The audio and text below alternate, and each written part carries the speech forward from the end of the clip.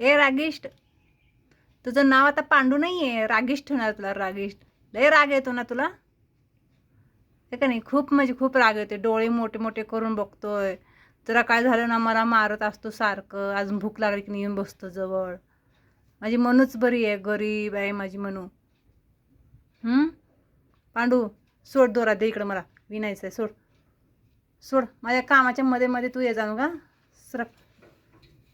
अरे गुंता होते रे पांडू, तू असं नको ना करत जाऊ रे. बघितलं का कसं खेळतंय, सगळ्या गोष्टीला आढावा असतो माझ्या कामामध्ये. हा, विणकाम करताना विणू देणार नाही, शिवण काम करताना शिवू देणार नाही कपडे. काय करायचं मग पांडू?